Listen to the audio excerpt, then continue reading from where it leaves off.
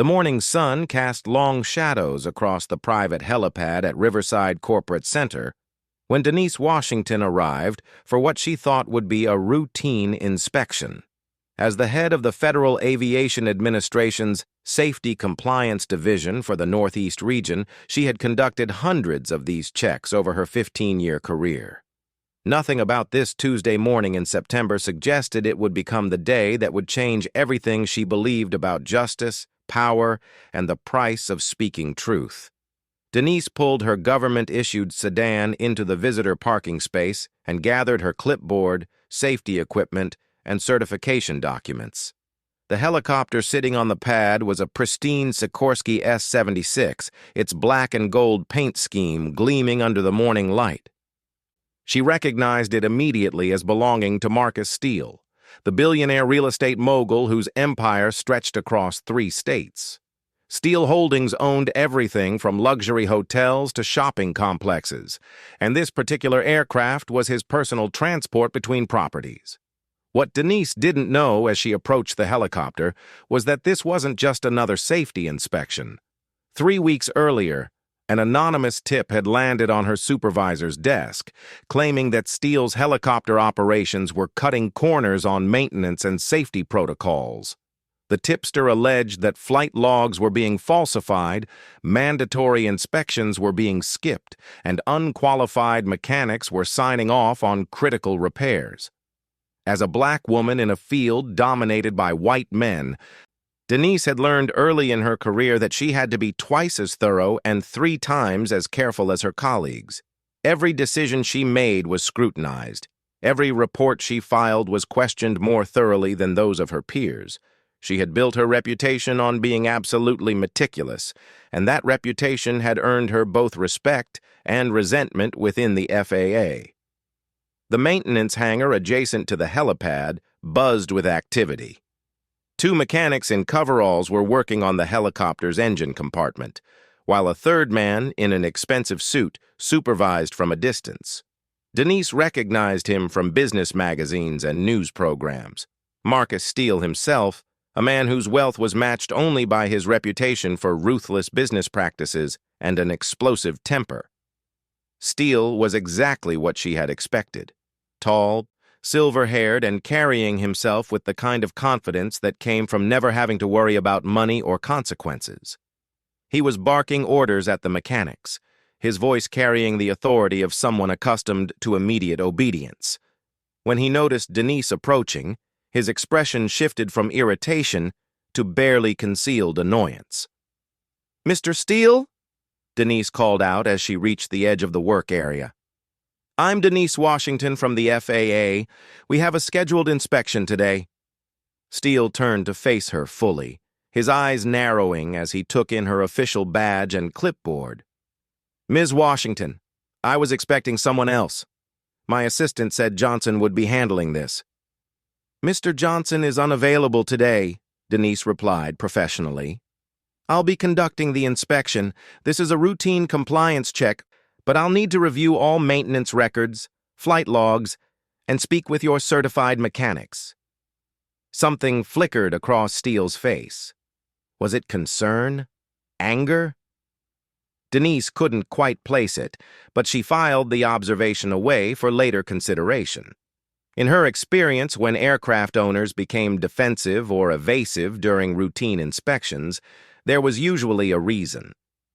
"Look, Ms. Washington," Steele said, stepping closer and lowering his voice. "I'm sure you understand that my time is valuable.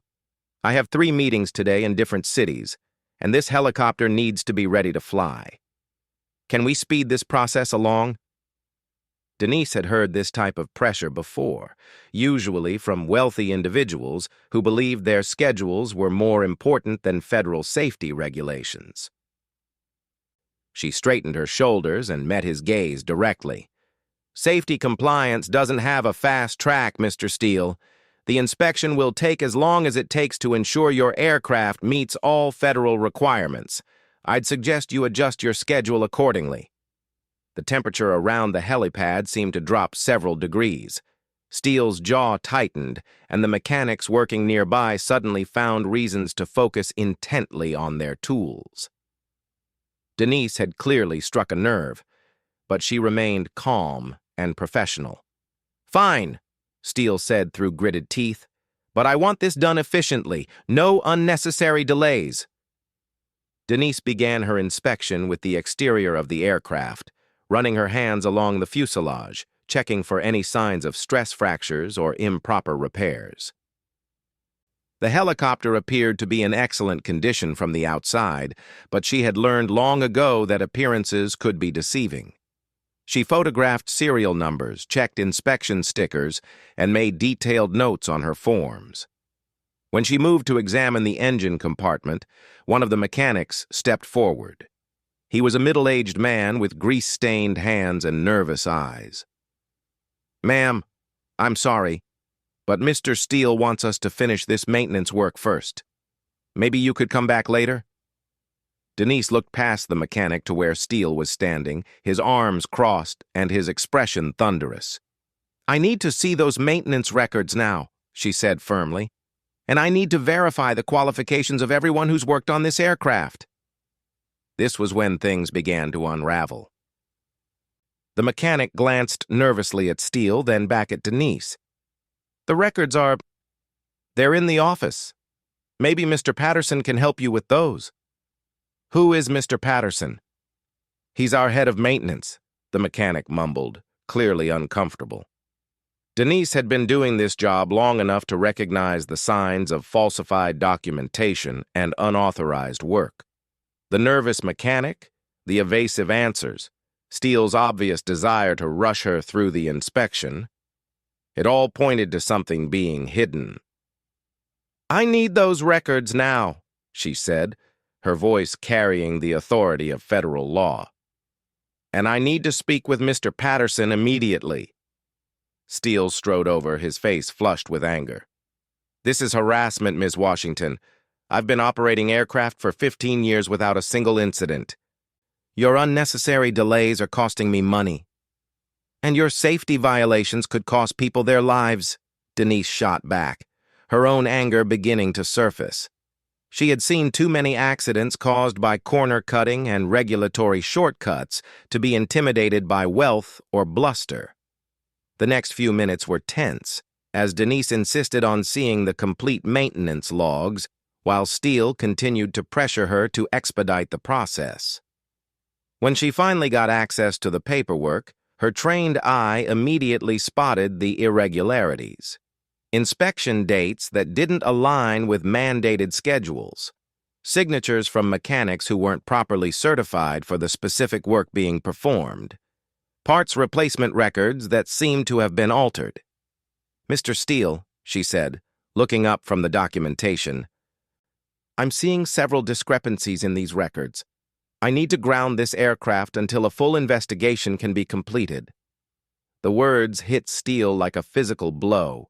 His face went from red to white, and then to a deeper shade of red than Denise had ever seen. "You can't ground my helicopter based on paperwork discrepancies."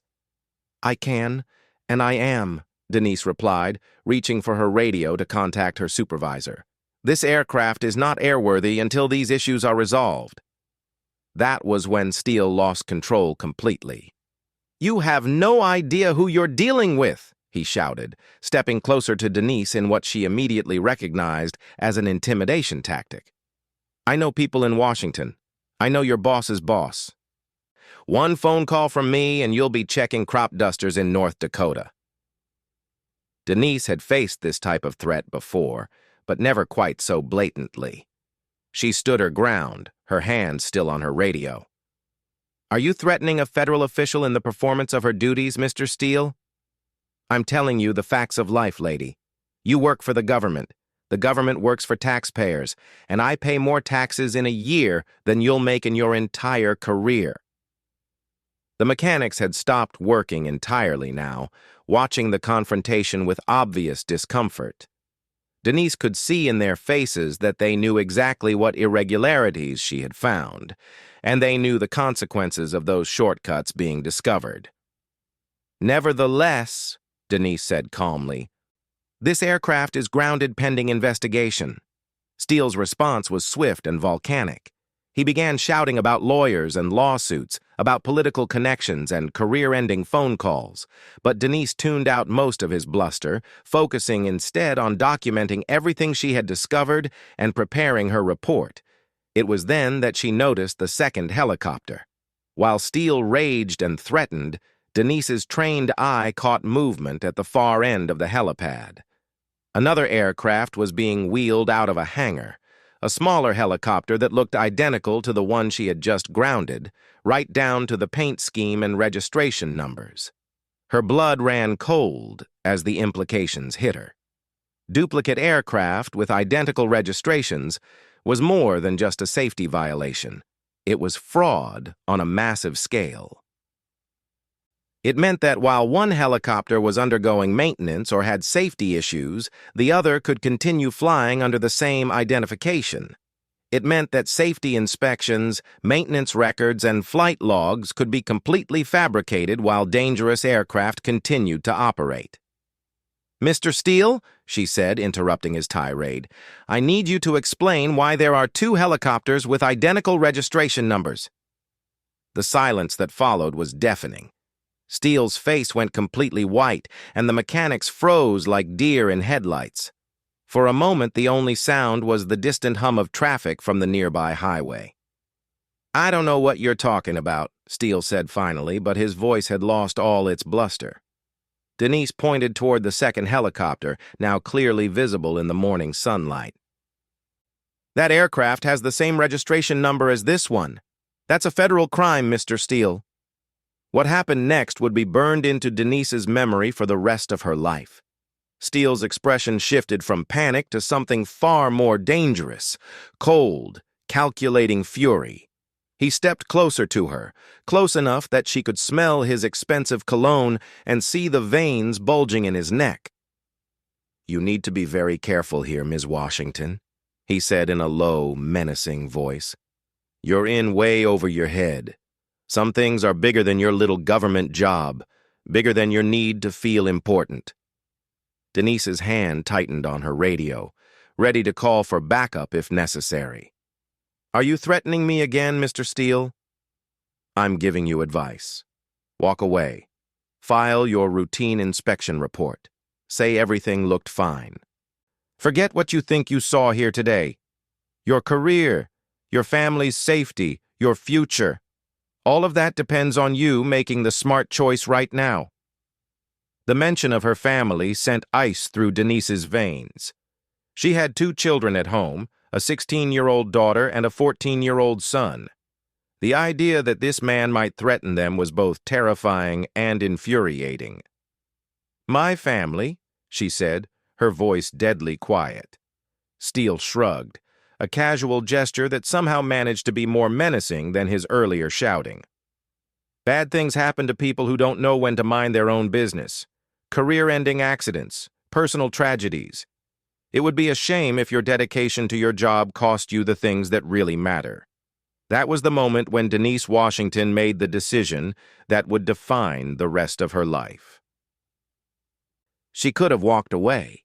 She could have filed a routine report and forgotten what she had seen. She could have protected her career and her family by choosing the path of least resistance. Instead, she keyed her radio and spoke clearly into the microphone. "This is Inspector Washington requesting immediate backup at Riverside Corporate Center. I have a federal crime in progress and need additional units for evidence preservation." Steele's reaction was instantaneous. "Turn that radio off right now." "I will not," Denise replied, stepping back to maintain distance between them. "Turn it off or I'll turn it off for you." Denise raised the radio higher, keeping it away from Steele's grasping hands. "This is Inspector Washington. I have an individual threatening federal personnel and attempting to interfere with an official investigation." That was when Steele completely lost control.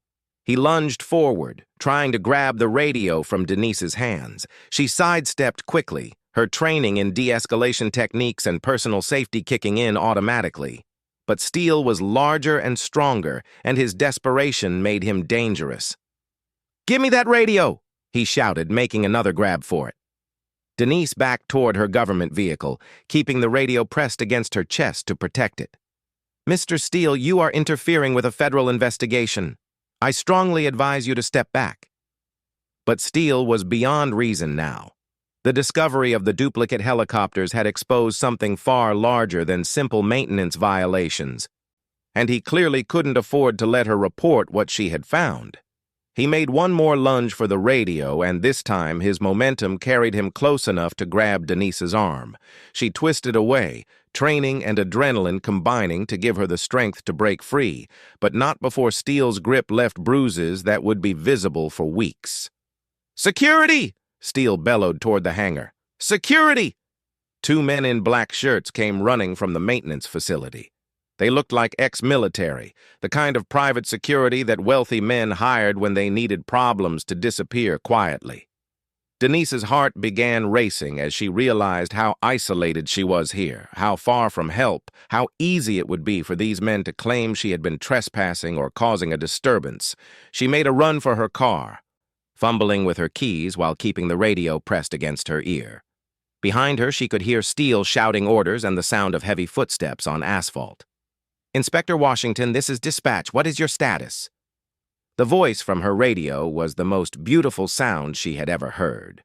"I need immediate backup at Riverside Corporate Center," she gasped as she reached her vehicle. "Federal crimes, threatening behavior, and I've discovered evidence of aircraft fraud." She managed to get her car door open just as the security guards reached her. One of them grabbed for her arm, while the other moved to block her vehicle from leaving. "Ma'am, you need to come with us," one of them said in a tone that suggested this wasn't really a request. Denise jerked her arm free and dove into her car, slamming the door and hitting the lock button. Through the windshield, she could see Steele approaching with murder in his eyes.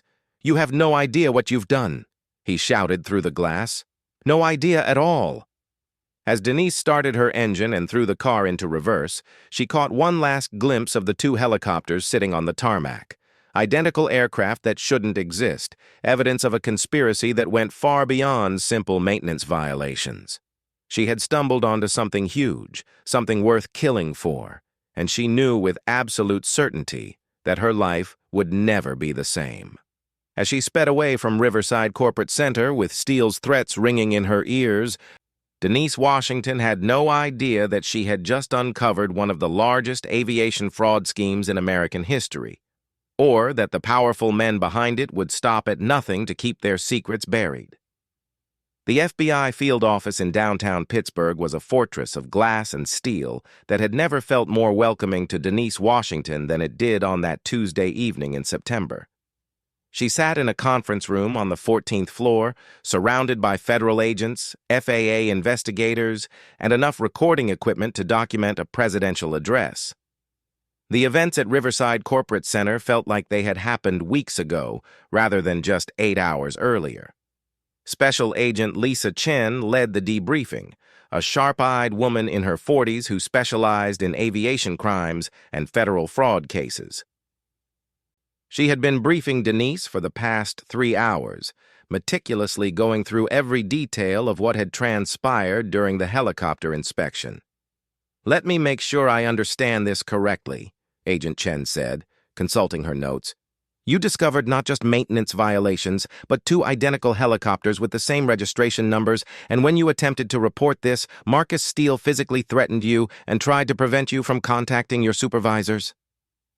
Denise nodded, wincing slightly as she shifted in her chair. The bruises on her arm where Steele had grabbed her were already turning purple, and every movement reminded her of how close she had come to something far worse than threats. "And you're certain the aircraft were identical? Same paint scheme, same registration numbers? Everything?" "Absolutely certain. I've been inspecting aircraft for 15 years, Agent Chen. I know what I saw." Agent Chen exchanged glances with her partner, Special Agent Robert Torres, a heavy-set man with a graying mustache who had been taking notes throughout the interview. Torres leaned forward across the conference table. "Ms. Washington, what you've uncovered isn't just a safety violation or even simple fraud. If what you're telling us is accurate, we're looking at a conspiracy that could involve multiple federal crimes: aircraft registration fraud, customs violations, tax evasion, and potentially much more serious charges. Denise felt a chill run down her spine. What kind of more serious charges? Think about it, Agent Chen said. If someone has the ability to operate aircraft with duplicate registrations, they can essentially make planes and helicopters disappear from official tracking. Aircraft that don't officially exist can transport anything anywhere without government oversight. The implications hit Denise like a physical blow. Drug trafficking, money laundering, or worse, Torres added grimly. But let's not get ahead of ourselves. First, we need to verify what you saw and gather evidence. What none of them knew at that moment was that Marcus Steele was already 3 moves ahead of them. While Denise sat in the FBI conference room recounting her story, Steele was in his private office 40 miles away, making phone calls that would set a deadly chain of events in motion. The problem has been contained for now, he said into his secure satellite phone. But we have a federal inspector who saw too much. Denise Washington.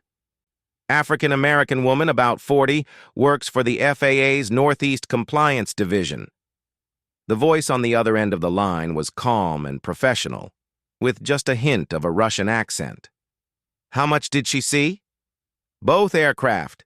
She photographed the registration numbers. She called for federal backup before I could stop her. There was a long pause. This is unfortunate, Marcus. Your operation was specifically chosen because of its low profile. Now you've drawn federal attention. Steele's hands were shaking as he poured himself a scotch from the crystal decanter on his desk. It wasn't my fault. The inspection was supposed to be routine. Johnson always handled these before, and he knew to look the other way. Johnson is no longer available to look the other way. Something in the voice made Steele's blood run cold. What do you mean? Johnson had a car accident 3 days ago. Unfortunate brake failure on a mountain road. These things happen. Steele nearly dropped his glass. Tom Johnson had been the FAA inspector who had been handling his routine inspections for the past 3 years, always finding everything in perfect order in exchange for certain financial considerations. If Johnson was dead. You killed him? I killed no one. Accidents happen, Marcus. But now you understand why this situation with Ms. Washington is so concerning to my associates. Steele's office suddenly felt like a tomb. What do you want me to do? Nothing. You've done enough damage already. We will handle Ms. Washington ourselves. No, wait. I can fix this. I have connections, political influence. I can make this go away quietly. Your connections failed to prevent a federal inspector from discovering our operation. Your influence failed to stop her from calling for backup. You are no longer qualified to handle this situation. The line went dead, leaving Steele alone with his terror and his expensive scotch. He had thought he was a partner in this operation, a vital part of a lucrative business arrangement. Now he realized he was just another expendable asset, and his usefulness was rapidly coming to an end. Meanwhile, at the FBI field office, Denise was learning just how deep the conspiracy she had uncovered really went. Agent Chen had been making phone calls of her own, and the information she was gathering painted a picture that grew more disturbing by the hour. We've been monitoring Marcus Steele's financial activities for the past 6 months, Chen explained as she returned to the conference room with a thick file folder. Nothing we could prove but suspicious patterns, large cash deposits with no clear source, payments to offshore companies that exist only on paper, real estate transactions that don't make economic sense. Torres spread photographs across the conference table, surveillance shots of Steele's various properties, his aircraft, his business associates. We think he's been laundering money for organized crime, possibly international trafficking operations. Your discovery of the duplicate helicopters gives us the missing piece we needed. Denise studied the photographs, trying to process the magnitude of what she had stumbled into. How long has this been going on? Based on financial records, at least 3 years. possibly longer. Chen pulled out a map marked with red pins. We've identified at least 8 locations where Steele operates aircraft, private airstrips, corporate helipads, even a ranch in Montana with its own landing field. If he's running duplicate aircraft at all these locations, he could be operating an entire shadow fleet, Denise finished. Exactly. Aircraft that exist in the real world but are invisible to federal tracking systems. Perfect for moving anything from drugs to weapons to people without government oversight. The room fell silent as everyone contemplated the implications. Finally, Torres spoke up. Ms. Washington, I need to ask you a difficult question. Do you think Steele believed you when you called for backup? Do you think he believes you've reported what you saw? Denise thought back to the raw panic in Steele's eyes when she had pointed out the duplicate helicopters, the desperation in his voice when he had tried to grab her radio. He knows I saw everything, and he knows I reported it. Chen and Torres exchanged another meaningful look. Then you're in danger, Chen said bluntly. Serious danger. The people behind this kind of operation don't leave witnesses alive. As if summoned by her words, Chen's phone buzzed with an incoming call. She answered it quickly, spoke in low tones for several minutes, then hung up with a grim expression. That was the Pittsburgh police. There was a break-in at your house about 2 hours ago, Ms. Washington. Your neighbors called it in. Denise's world tilted sideways. My children. Where are my children? They're safe. They weren't home, still at school activities. But someone ransacked your house looking for something. Federal documents, probably. Computer files, anything related to your inspection today. Denise felt like she couldn't breathe. The abstract threat to her family that Steele had made just hours earlier was now concrete and immediate. Someone had been in her home, going through her personal belongings, threatening everything she held dear. We're putting you and your family in protective custody immediately, Torres said. This isn't a request, Ms. Washington. These people have already shown they're willing to kill to protect their operation. Kill? You said Tom Johnson had an accident. Chen's expression was stone-cold serious. We looked into Johnson's death after your report came in. His brakes didn't fail randomly. Someone cut the brake lines on his car. Tom Johnson was murdered because he knew too much about Steele's operation.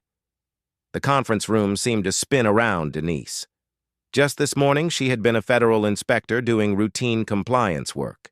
Now she was a key witness in a murder investigation, a target of international criminals, and the only person who could bring down a conspiracy that reached into the highest levels of American business and politics. There's more, Chen continued. We ran a background check on some of Steele's business associates. 3 of them have connections to Russian organized crime. Another one is on the FBI's watch list for suspected human trafficking. This isn't just about money laundering, Ms. Washington. This is about national security. Torres pulled out another photograph, this one showing a man in an expensive suit standing next to one of Steele's helicopters. He was tall and pale, with sharp features and cold eyes that seemed to stare directly through the camera. Viktor Kozlov, Torres said. Russian national, suspected of running trafficking operations from Miami to Montreal. He's been in the United States for 5 years on a business visa, officially importing luxury goods. Unofficially, we believe he's moving drugs, weapons, and people through a network of private aircraft. Denise stared at the photograph, trying to process the idea that her routine helicopter inspection had exposed an international criminal conspiracy. And you think Steele's helicopters are part of his operation? We think Steele's duplicate aircraft system is the backbone of Kozlov's entire American operation, Chen said. Aircraft that can't be tracked by federal systems, flight plans that don't have to be filed, cargo that can be transported without customs oversight. It's the perfect smuggling operation. Agent Chen's phone rang again. This time her conversation was brief but intense. When she hung up, her face was pale. That was our surveillance team at Riverside Corporate Center.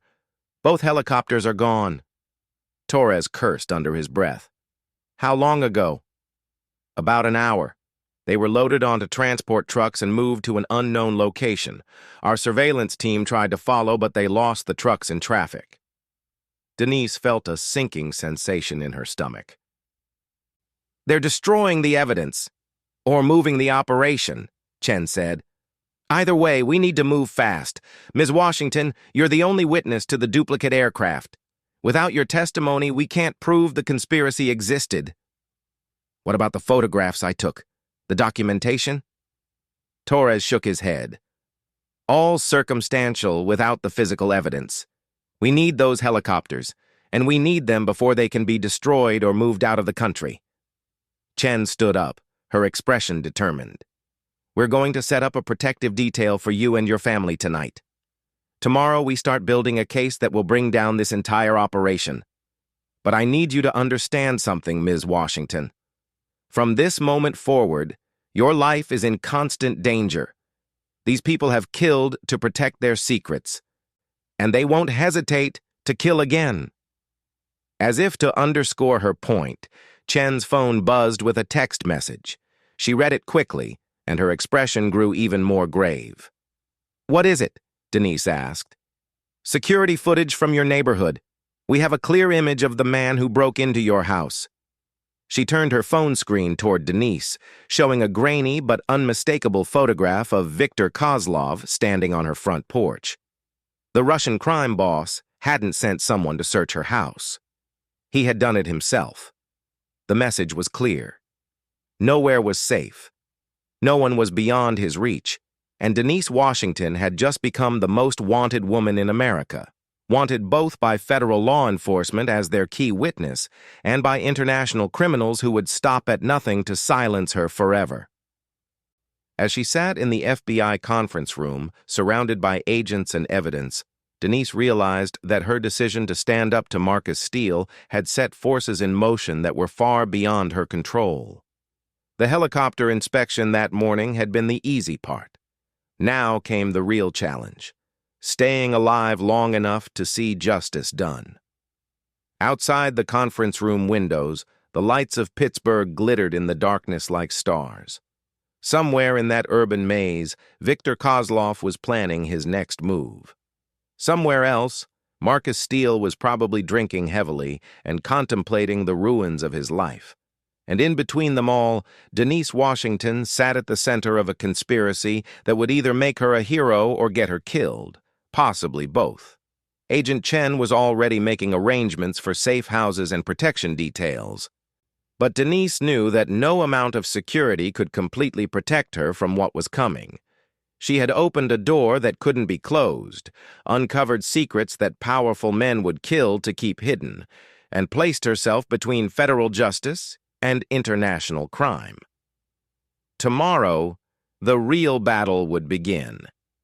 Tonight, she just had to survive long enough to see the sunrise.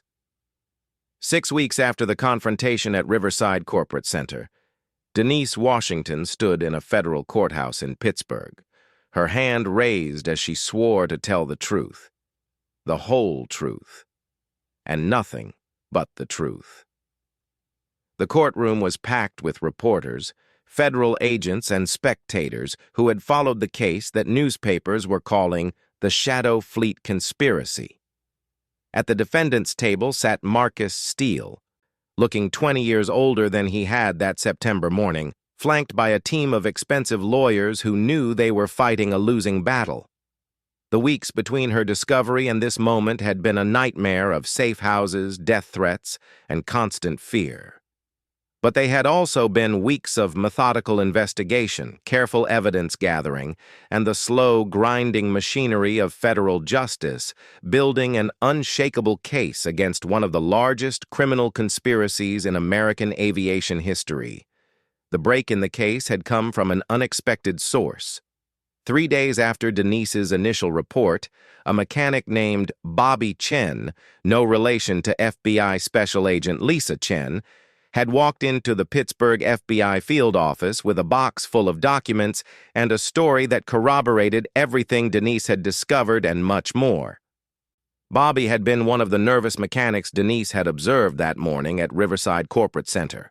For 3 years, he had been falsifying maintenance records, signing off on inspections that were never performed, and keeping quiet about the duplicate aircraft operation.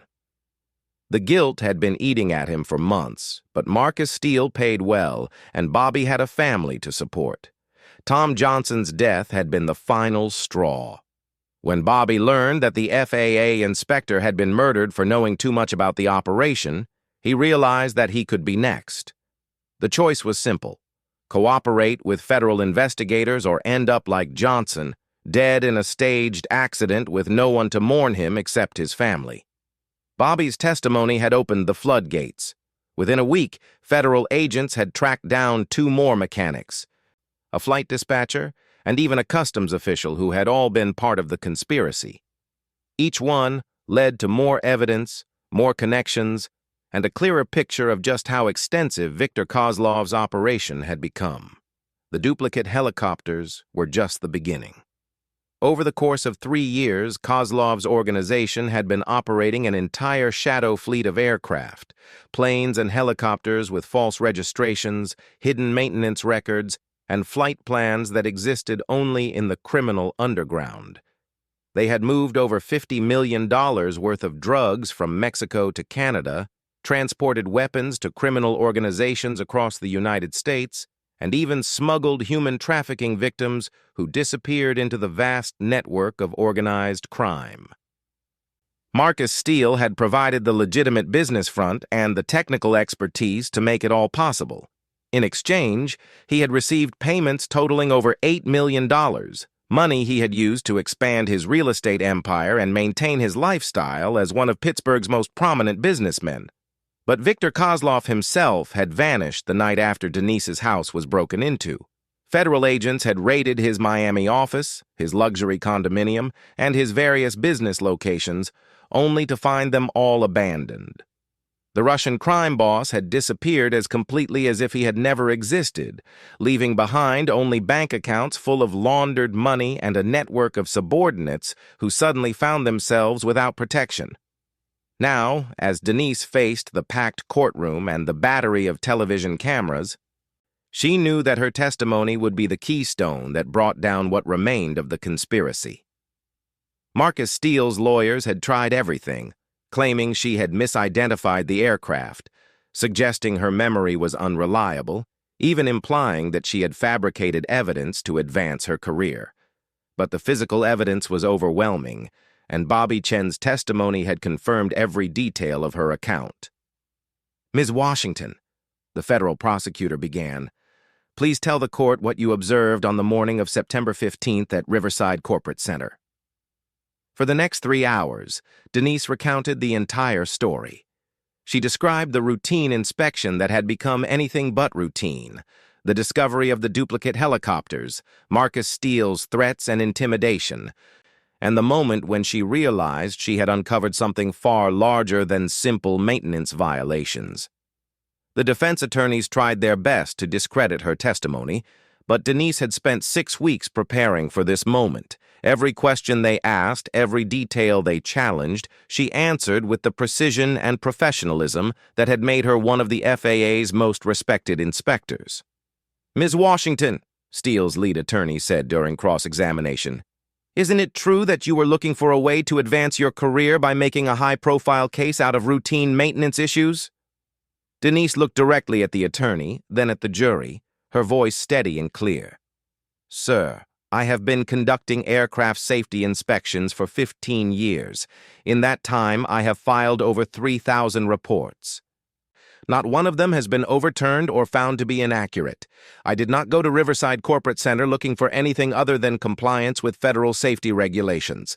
What I found there was a criminal conspiracy that had already cost one man his life and threatened to cost many more."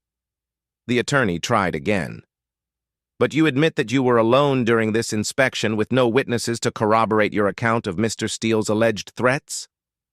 "The security cameras at Riverside Corporate Center corroborate my account," Denise replied. "Federal agents recovered the footage showing Mr. Steele's physical assault on a federal officer and his attempts to prevent me from reporting my findings." This was true. Despite Steele's attempts to destroy evidence, The FBI's digital forensics team had recovered security camera footage that showed the entire confrontation. The jury had already seen the video of Steele grabbing Denise's arm, trying to take her radio, and shouting threats about her family and her career. When the defense finished their cross-examination, Denise felt a weight lifting from her shoulders. She had told her story completely and truthfully. Whatever happened next was in the hands of the jury and the justice system she had served faithfully for her entire career. The trial lasted another week, with testimony from Bobby Chen and the other cooperating witnesses painting a detailed picture of the criminal conspiracy. Federal agents testified about the financial evidence, the hidden bank accounts, and the network of shell companies that had been used to launder money. Aviation experts explained how the duplicate aircraft system had worked and why it had posed such a serious threat to national security. Marcus Steele himself never took the stand. His lawyers had advised him that his best chance was to remain silent and hope that reasonable doubt might save him from the most serious charges. It was a strategy that might have worked in a simpler case, but the evidence against him was simply too overwhelming. The jury deliberated for less than 4 hours. On the count of conspiracy to commit aircraft registration fraud, we find the defendant guilty. On the count of conspiracy to commit money laundering, we find the defendant guilty. On the count of threatening a federal officer, we find the defendant guilty. On the count of conspiracy to transport controlled substances, we find the defendant guilty. On the count of racketeering, we find the defendant guilty. The verdicts kept coming, 18 counts in total, each one representing years of federal prison time. When the foreman finished reading, Marcus Steele sat motionless at the defendant's table, his face gray with shock and defeat. The billionaire real estate mogul who had threatened to end Denise's career with a single phone call was now facing the rest of his life behind bars. But the legal victory was only part of the story's conclusion. The real impact of Denise Washington's courage became clear in the months that followed the trial. The Shadow Fleet investigation led to the dismantling of Viktor Kozlov's entire American operation. Federal agents arrested 43 people across 12 states, seized over 30 aircraft, and recovered more than $70 million in laundered money. The human trafficking victims who had been moved through the network were rescued and provided with federal protection and support services. The case also led to significant reforms in FAA oversight procedures. The duplicate aircraft scheme had exploited weaknesses in the federal tracking system, weaknesses that were quickly addressed with new technology and more rigorous inspection protocols. Tom Johnson's murder had exposed the vulnerability of inspectors who worked alone in remote locations, leading to new safety procedures and partner protocols for high-risk inspections. For Denise herself, the aftermath of the case brought both recognition and challenges. She received the Federal Law Enforcement Officers Association's Medal of Valor, the highest honor given to federal employees who risked their lives in service to justice.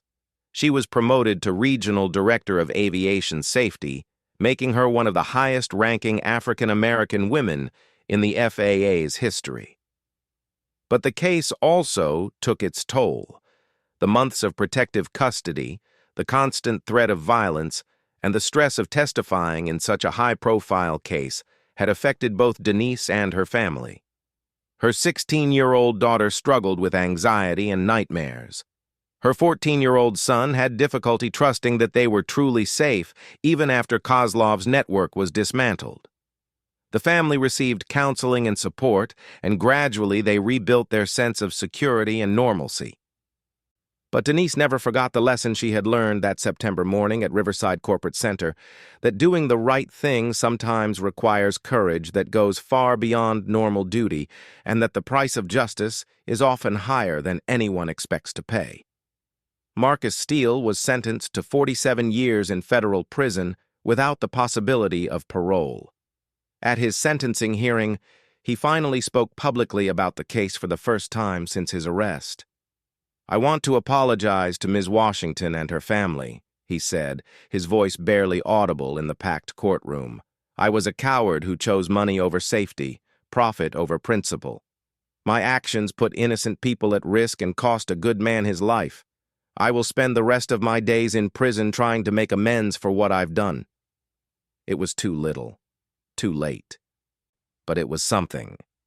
Denise, who attended the sentencing hearing, felt no satisfaction in seeing the broken man who had once threatened her family. There was justice in his conviction, but no joy in his destruction. Viktor Kozlov was never captured. International law enforcement agencies across 3 continents continued to search for the Russian crime boss, but he had vanished into the shadow world of international criminality as completely as if he had never existed.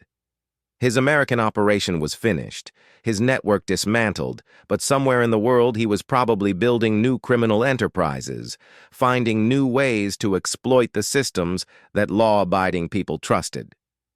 2 years after the trial, Denise Washington stood on another helicopter pad, this one at the FBI's training facility in Quantico, Virginia. She was there to speak to a new class of federal aviation inspectors about safety protocols, evidence preservation, and the importance of following proper procedures even under pressure.